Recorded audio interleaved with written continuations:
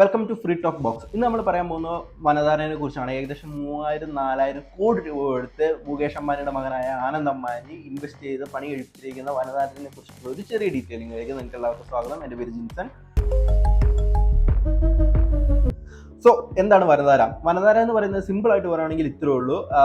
വന്യമൃഗങ്ങളെ rescue ചെയ്തെടുത്തുകൊണ്ട് വന്ന് അവരെ ശുശ്രൂഷിച്ച് അവരുടെ രോഗങ്ങളോ അല്ലെങ്കിൽ അവർക്കുണ്ടാക്കുന്ന ബുദ്ധിമുട്ടുകളെ മാറ്റി കൊടുക്കുന്ന ഒരു സ്ഥലമാണ് വനധാര എന്ന് പറയുന്നത്. അതാണ് ഒറ്റ വാക്കിൽ വനധാര എന്ന് പറയുന്നത്. ലോകത്തിലെ ഏറ്റവും വലിയ വെറ്റിനറി ഹോസ്പിറ്റലാണ് വനധാര എന്ന് പറയുന്നത്. ലോകത്തിൽ വനധാര റൺ ചെയ്യുന്നത് ഫുള്ളി റിലയൻസ് ഫൗണ്ടേഷന്റെ കീഴിലാണ്. അതേപോലെ തന്നെ ആനന്ദ് തന്നെയാണ് നടത്തുന്നതും. ഇതിന് പബ്ലിക്കലി അലോഡ് അല്ല.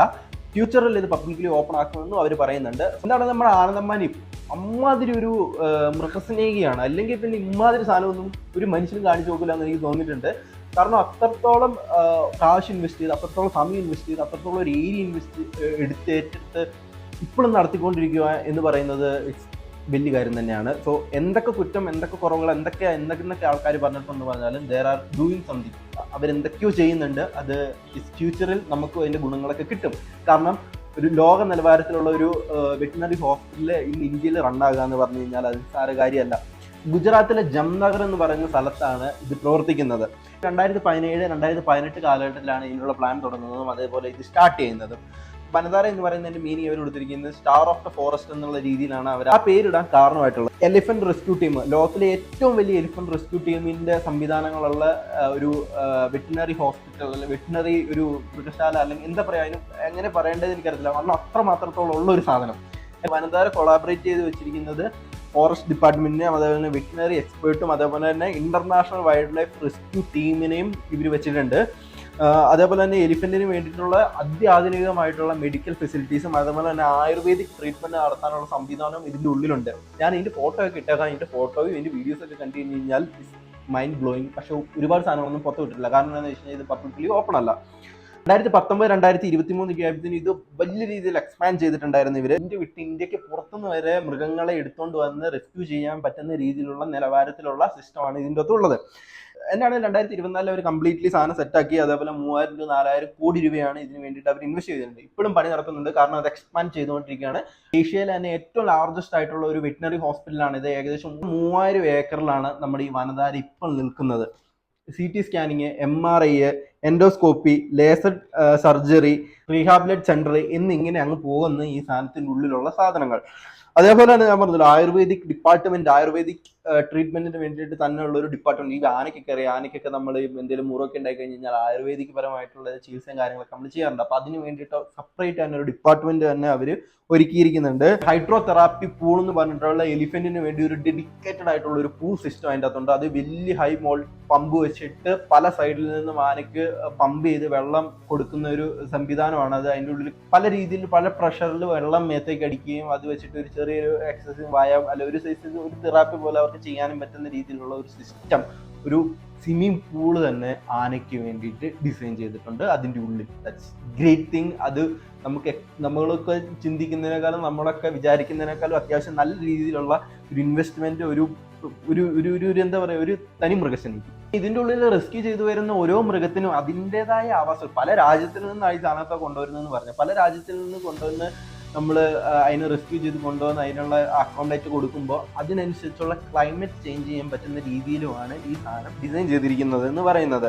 അതേപോലെ തന്നെ natural forest system, natural forest എക്കോസിസ്റ്റമാണ് അതിന് ടോട്ടൽ ഓവറോൾ കൊടുത്തിരിക്കുന്നത്. ഏക്കർ കണക്കോളം സ്ഥലങ്ങൾ ഒരു മൃഗത്തിനൊക്കെ ആയിട്ട് അങ്ങ് വിട്ടു കൊടുത്തേക്കാണ്. എന്നാണെങ്കിലും വേറെ ലെവലിലാണ്. പിന്നെ ഗ്ലോബൽ ആനിമൽ റെസ്ക്യൂ മിഷൻ എന്ന് പറയുന്ന രീതിയിലാണ് ഇവരുടെ സാധനം സ്റ്റാർട്ട് ചെയ്തിരിക്കുന്നത്.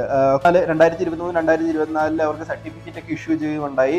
ആനിമൽ വൈൽഡ് ലൈഫ് സെഞ്ചുറി ഒക്കെ അവർക്ക് സർട്ടിഫിക്കറ്റും കാര്യങ്ങളൊക്കെ 2024 കൊടുത്തിട്ടുണ്ടായിരുന്നു. സർട്ടിഫിക്കറ്റ് ഇഷ്യൂ ഒക്കെ ചെയ്തിട്ടുണ്ടായിരുന്നു. നോട്ടിൽ ഒന്നും പ്രവർത്തിക്കുന്ന സാധനമല്ല, ബിൽഡ് സെറ്റപ്പാണ്.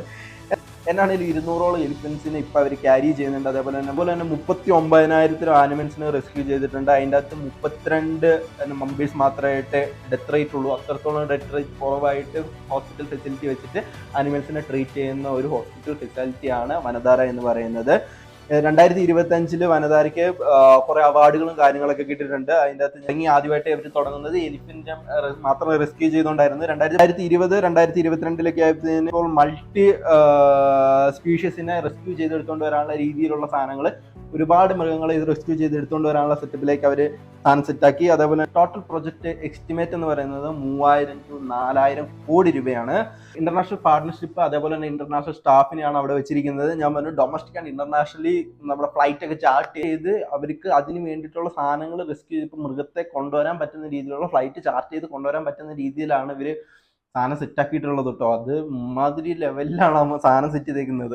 ഉപയോഗിച്ച് കൊണ്ടുവന്നിരിക്കുന്നത് വെന്യൂസ്, മെക്സിക്കോ, മ്യാൻമർ എന്നിവിടങ്ങളിൽ നിന്നൊക്കെ ഇപ്പോൾ അത് തന്നെ എയർക്രാഫ്റ്റ് ചാർട്ട് ചെയ്തിട്ട് ഈ മൃഗങ്ങളെ കൊണ്ടുവന്നിട്ടുണ്ട്. അവർക്ക് അതിന് വേണ്ടിയിട്ടുള്ള സാധനങ്ങളൊക്കെ കൊടുക്കുന്നുണ്ട്.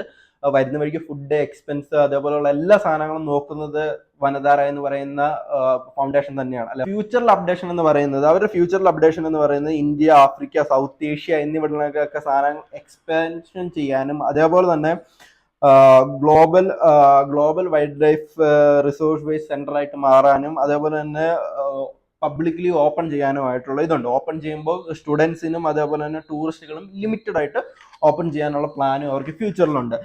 ഈ വീഡിയോ കണ്ടിട്ട് ഞാൻ ഈ വീഡിയോ എടുക്കുന്നതിന് മുമ്പായിട്ട് ഇതിൻ്റെ ഒരു ചെറിയ വീഡിയോ കാണുകയും അതിനെ തുടർന്നാണ് ഞാൻ നമ്മുടെ വനധാരനെ കുറിച്ച് സെർച്ച് ചെയ്ത് ഒരു വീഡിയോ എടുക്കാമെന്ന് പ്ലാൻ ചെയ്ത് ഒരു വീഡിയോ ഷൂട്ട് ചെയ്യുന്നത്.